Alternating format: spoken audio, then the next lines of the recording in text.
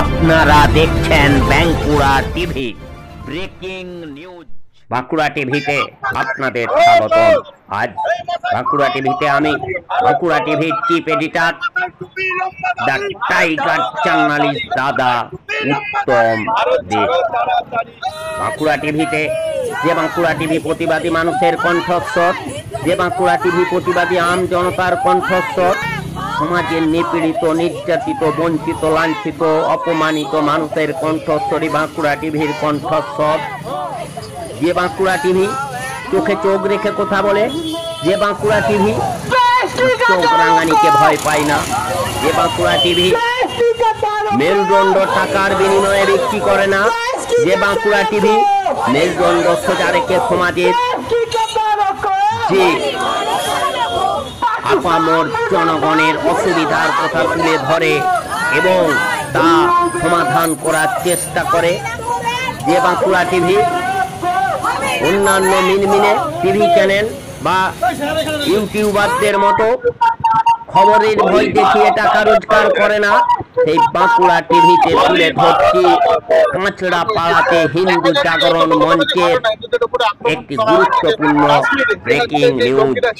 মমতা বেগমকে আমি বলতে চাই যেভাবে অত্যাচার করছে মন্দিরে ঢুকতে দেয়নি, আর তারই পুরো বিশ্বের অবস্থা হচ্ছে। लेकिन কয়েকদিন আগে যে কাশ্মীরে পহলগামে যেটা হয়েছে, হিন্দু নাম জিজ্ঞেস করছে কি তুমি হিন্দু নাকি, তুমি কোরআন জানো নাকি, এইসব কথা যে মা বোনদের সামনে হত্যা করা হয়েছে, এইসব যে ঘটনা হয়েছে এর প্রতিবাদে আমরা আজকে হিন্দু জাগরণ মঞ্চে সমাজকে জাগরণ করছি। দেখুন, আমরা যদি জাগৃত না হতে পারি তো আজকে এই অবস্থা পুরো ভারতবর্ষে বহু দুঃখের কারণ হয়ে যাবে। এই জন্য আমি সমাজ থেকে সবাইকে বলতে চাই কি আপনারা এর প্রতিবাদ করুন, আর সবসময় সজাগ হতে হবে কখন এইভাবে ঘটনা হতে পারে। আজ এই স্মৃতির জন্য আমরা খুব দুঃখিত।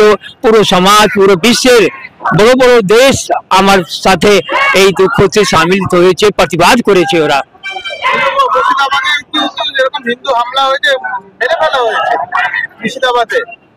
তারপরে মুর্শিদাবাদ দেখুন, মালদাতে দেখুন, এইসব হচ্ছে এখানে বাংলাতে। এইসব কি, এইসব করলে কি দেশ বাঁচবে? লোক বাঁচবে, লোক থাকলেই তো আমার দেশের সম্মান বাড়বে। এই জন্য সবাইকে নিয়ে আমরা চলতে হবে আর সবাইকে সম্মান করতে হবে। মা বোনদের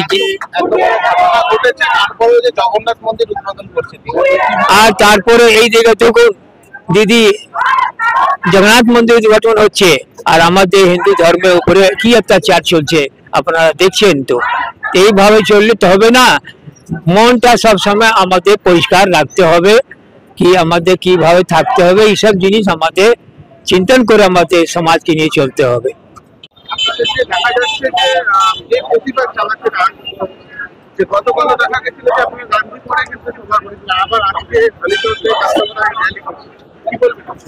দেখুন, সকল হিন্দুকে একত্রিত হওয়ার জন্য, জোটবদ্ধ করার জন্য আজকে আমরা প্রতিদিন রাস্তায় আছি।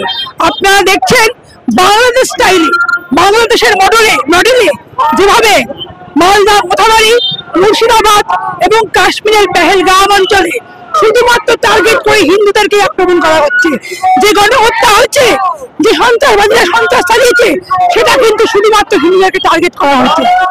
এবং তাদের তুলে দেওয়ার আগে তাদের নাম, তাদের বংশ পরিচয়, তারা কোন দল করে কিচ্ছু জানতে চাওয়া হয়নি। শুধুমাত্র জানতে চাওয়া হয়েছে তারা হিন্দু না মুসলিম, তারা কল্যাণ করতে পারে কিনা। এমনকি লজ্জাজনক ব্যাপার, কিন্তু লজ্জা হলো সর্বসমক্ষে বলতে হবে, বলতে কোনো বাধা নেই।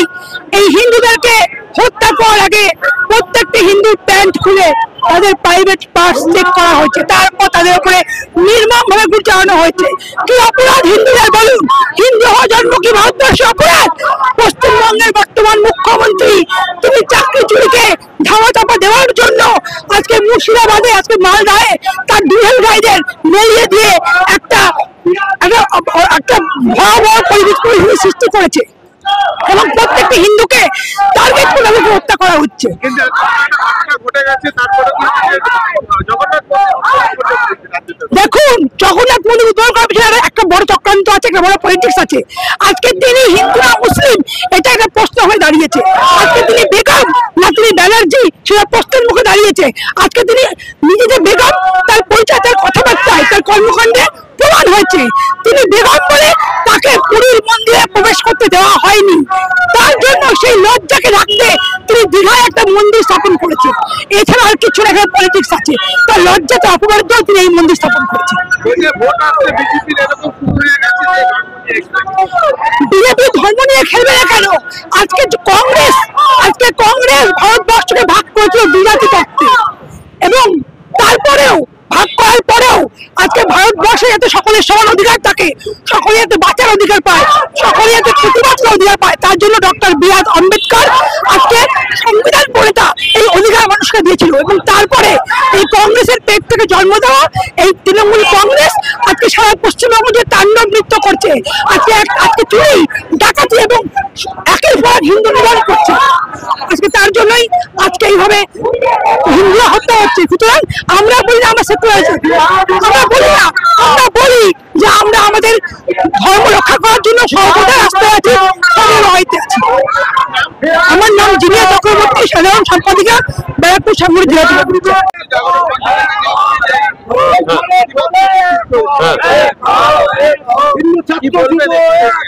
দেখুন, আপনারা জানেন সকলে যে মুর্শিদাবাদে শামশেরগঞ্জে 300-র উপরে হিন্দু পরিবারের বাড়িঘর পুড়িয়ে লুটতরাজ করে তাদের আজ স্বাধীন দেশে তারা আজ রিফিউজির মতন জীবনযাপন করছে গঙ্গার অপর পারে। আপনারা দেখেছেন যে বৈষ্ণবনগরে তারা একটা হাই স্কুলে তারা জীবনযাপন করছে। তো আজকে এই অবস্থা আবার হতে পারে। তো আমরা যারা মুসলমানে লাথি খেয়ে একদিন 1946 সালের 47 সালের পর থেকে এই বাংলায় বসবাস করছি, তারা আর কবে জাগবো? আর দুদিন পরেই দেখেছেন যে কাশ্মীরে কি ঘটনা ঘটলো, সেখানে 26 জন সনাতনীকে দেখা যাচ্ছে তাদের নাম কি, তাদের ধর্ম কি জিজ্ঞাসা করা হলো। তারপরে বলা হলো যে তোমরা কলমা পড়তে পারো কিনা। তারপরে কি হলো যে তারা যখন নিশ্চিত করলো যে না তাদের ধর্ম হিন্দু, তখন তারা হিন্দু হওয়ার অপরাধে তাদেরকে নৃশংসভাবে মারা হলো। তো এরই কারণে আমরা আজকে এই ধিক্কার, আমাদের এই হিন্দু হুঙ্কার প্রোটেস্ট র্যালি যেটা 22 তারিখে কলকাতায় হয়েছে, আজকে এখানেও হচ্ছে। তো আপনাদেরকে এটুকুই বলতে পারি। আর আমাদের প্রদেশ নেতৃত্ব হচ্ছে আমাদের দক্ষিণবঙ্গের কার্যবাহ আছেন আমাদের তাপস বারিকদার। আপনারা একটু তাপস বারিকদার কাছ থেকে এই বিষয়ে একটু জেনে নিন।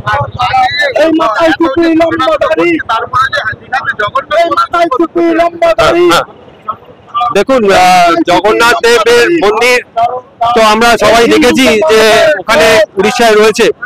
তো এখানে বলে না যে একটা কবিতা আমরা পড়েছিল, সেই মন্দির দেব নয় কহে সাধু পথ প্রান্তে বসে।